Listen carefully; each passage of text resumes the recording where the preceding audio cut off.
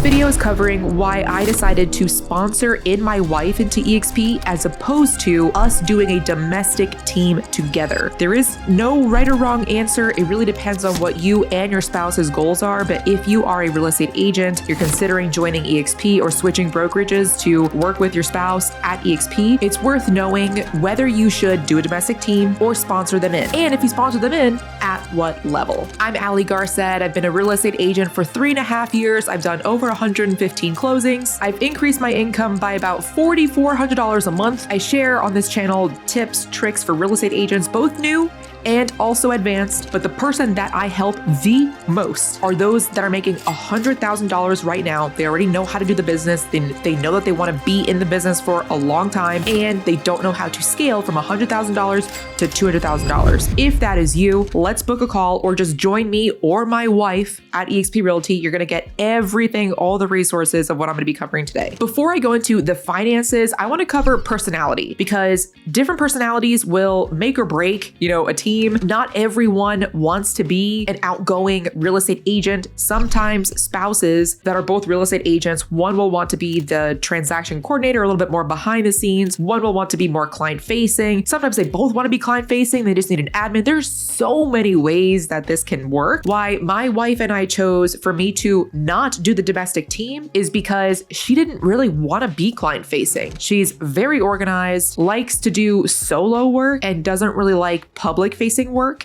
So for us, personality speaking, not even with the finances, the domestic team didn't really make sense. With EXP, I want to cover what a domestic team even is, right? So it has to be technically married couples. Both spouses have to be with EXP, otherwise that wouldn't work. So yes, both of you would have to be with EXP. And with a domestic team, both parties, so say you and your spouse, would have to name the same sponsor. The reason that's important, I'll explain later on in this video. But going back to the personality, if your spouse is looking to be client facing and you are looking to be client facing, then I think things would have changed. I may have at that point done a domestic team with her. But in my case, one of us is client facing, one of us is not. It would have been even better if she sponsored me in and I was the one that was client facing. Again, more on that part later. The reason we're stacking, she's gonna be my level 1, is because by her being in my level 1, we're gonna be making an extra around $36,000 year 1 extra gross. And that's just year 1. It's only gonna be continuing to increase year over year after that. I have different videos on this channel about the different types of teams you can make. So check that out. So I'm not gonna be going super deep into the weeds, but personality, I already went over that. As far as financial, with a domestic team, we would have our monthly dues be a little bit less expensive. So instead of each person paying $85 a month, I think she gets about half of it off if we were to have done a domestic team. So I would pay $85 a month. She would pay around $40. Whoop-de-doo, we would save like $35, $40 a month. That doesn't move the needle. On top of that, we would be working together toward one cap. So as soon as EXP makes $16,000, which in Tucson is like selling 7 homes, then at that point we would be on 100% commission for the remainder of that year, recycles every year, and we'd be working toward making one icon. So once we make icon, or rather once we cap and then do an additional 20 transactions-ish, we would make icon, and then we can get up to that entire $16,000 back to us in stock. The reason I didn't do that is because she's not going to be public facing. She's not going to be helping to acquire clients. She doesn't want to do that. It's just me. Plus, I've made icon before. Where's my trophy? Oh, trophy's over there. Bing. So I don't need someone else to then save a whopping $40 a month and to just, cap together. It's going to be me anyway. So the benefits, financial and personality of the domestic team just did not match. So we scrapped that. Plus, I spoke to a couple of people within EXP in the leadership. So my upline, Micah Mruwat, I spoke to her about that, pros and cons. Should I sponsor her in? What level should I sponsor her in at? Should we do domestic team?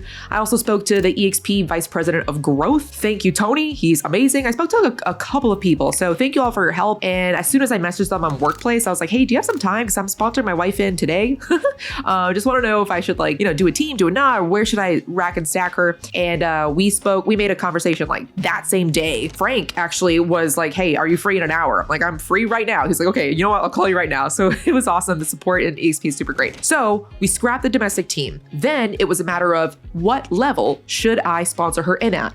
So for example, with EXP, being that they pay revenue share and revenue share has increased my monthly I cannot call it passive, I cannot call it residual because it's work, but it's increased my income on average $4,400 every month, which is great. So now how do I make this move in a way that would make both of us even more money and the most amount of money today with like very safe assumptions? So first I'm going to start on the right side of this photo. Out of everything of what EXP makes, EXP gives back 50% of their company dollar back to the agents. That's because they don't hire full-time recruiters like other companies do. So 50% already goes back to the agents. So as of right now, I have people in my first 5 levels. So my original thought was if I were to have the person on level 5, if I were to have Britt, my wife, name that person on level 5 as a sponsor, then at that point, that person on level 5 gets money whenever Britt closes a deal. So does the person on level 4 and 3 and 2 and then 1, which would be me. So not only would I be making money, but everyone else in my downline would make money as well. However, the reason I didn't do that is because Britt isn't going to be closing. Again, she's not going to be looking for clients. She's not going to be like recruiting. What she's actually doing, so you're probably at this point like, why did she even get her license? She's going to be helping me behind the scenes with my outbound referral process. So I mainly do outbound referrals right now. I had a post that went viral, got over 1.4 million views at this time, had like 60 outbound referrals from that. I need help with organization. I need help with people reaching out to the agents who do not keep me informed as to whether or not they made contact with them and how it's going, because I'm here to help. Okay, anyway, so I need help with that. Plus, like, it would be a great way for her to continue helping me organize for my own sales and like contracts as well. With that said, so I spoke to Frank, I spoke to Tony, I spoke to Micah, I spoke with mainly those 3 with helping me make a decision.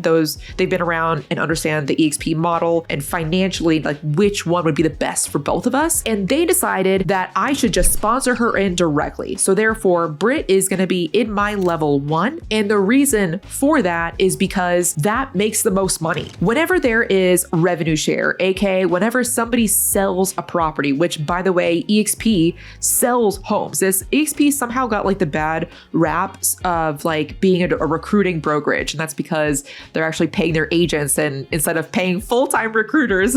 So, and you know what? Let me show you these stats over here first, because out of every single brokerage, independent brokerage out there, look at where EXP falls as far as transaction count. So with EXP, 2023 transaction count, EXP has the highest. We're looking at 355,000 closed transaction sides. That is 100,000 sides more than Anywhere Advisors. It's 110,000 sides more than Home Services of America. By the way, in case you don't know who Anywhere Advisors is, this is who Anywhere Advisors comprises of. They are Better Homes and Garden, plus Century 21, plus Coldwell Banker, plus Sotheby's, plus these extra that I haven't ever really heard of. So this is all of that comprises of Anywhere. EXP had more transactions than all of them combined. Home Services of America is Berkshire Hathaway. I'm not sure if they have another company or if it's just Berkshire, but that's who Home Services is. So EXP has done more transactions than them in 2023, more than Compass, more than Hannah Holdings, more than Real. You get it. So anyway, we're a brokerage that sells. So going back to how do we make this company most beneficial for us? If you sponsor your spouse in and they are going to be your level 1, whenever they close a home, out of the company dollar, 50% goes back to the agents, right? Out of that 50%, it gets broken up amongst this. So you would get 17.5%. And if we look on the far right-hand side here, these are the numbers, just like plain and simple. So the most amount you will ever make is on level 7. However, your first 2 levels makes up for more than a third of your entire revenue share. And your first 3 levels, the 17.5 plus 20 plus 12.5%, that's 50% of all of your revenue share. So the way that I was thinking about it is I can either get more money now, beefing up my levels 1, 2, and 3, because that makes up for 50% of my revenue share, or I can do a long play, which would be eventually getting to tier 7. Now, I do plan on getting there, it may take a couple more years. At this time, I've been in 3.5 years and I have around 80 agents in my organization, not just in level 1, they're kind of spread out. So with that, it would almost be like a loss because I don't have the entire levels 1, 2, and 3 completely like maxed out. But overall, since I plan on still doing transactions myself so I could make Icon again, and I plan on doing just the most public facing, I plan on doing the outbound acquisition for clients, I plan on continuing to grow the company, specifically my organization, because I want to help them. Again, I help agents that are already making $100,000. I help them get to $200,000 and beyond. And now, since I have sponsored her in level 1, I may start putting some of our transactions in her name. She's licensed in the state of Minnesota. So whenever I have transactions in Minnesota, it wouldn't really cost me anything for her to also be in the Zoom call, which is how I meet buyers and sellers over Zoom. So it doesn't, cost her anything. She doesn't even need to really say anything, but it could be her name on the contract and therefore she gets credit for it. And when she closes, I will make that level 1 revenue share, which is the 17.5%. So if we do even say like just 5 deals a year, and also I treat it the same way with attracting agents. So when I meet with you, if you want to have any questions, or if you know that you want to join my community because of all the resources that we provide, and because we help agents triple, sometimes quadruple their business in the first year, I would be asking you and other future agents to name her, Brittany Monio, as a sponsor. And then I would make revenue share on top of that. And at the rate that I'm growing my community right now, about 5 agents a month, if just 3 out of those agents were to join Brit instead, they would still have all the resources that I offer, Shelby offers, Ruben offers, Micah offers, EXP offers. They'd still have everything there. Nothing is lost. But if 3 agents join her every month, which is a pretty reasonable number to go after, she'll have 36 agents in her front line by the end of year 1. If a third of those agents close, say 12 agents close, depending on how many closings they have,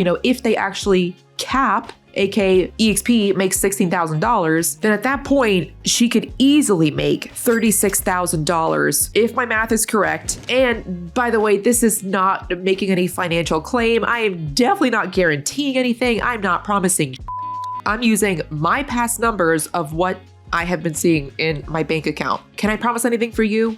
No, I don't know you, but I would like to get to know you. So anyway, $36,000 just with her attracting agents and her sponsoring in, and that's with her level 1. She sponsors in people on her level 1, but then I get level 2, which is even more. It's 20%. So that increases the gross bottom line even more. So I chose to name her as a sponsor to continue to open up even more levels because she doesn't want to be client facing. She doesn't want to be going out there and getting clients. She just wants to help with a little bit of behind the scenes. And for us, it was absolutely not worth doing a domestic team only to save $40 a month. And so we can make Icon or so we can cap faster. Doesn't matter. Don't care. I don't want to be stepping over dollars to pick up pennies. If I pass away sometime soon, my revenue share is willable. So she's already a licensed agent. She can start getting that, if I pass away, plus her current revenue share, since she would still be living and getting revenue share. Hopefully this helped. If you have any questions, drop it in the comments below. I try to respond to every single comment, but overall, if you and your spouse are looking to join EXP, this is the way that I would think about it. It would be totally different if both of you guys want to pick up clients together. If you have any questions and want to schedule a call about what it would be like to join me, what we offer and our resources, first watch my other videos because I've put so much time and effort into them. Second, either apply directly with the link below or schedule a call with the other link below. Bye.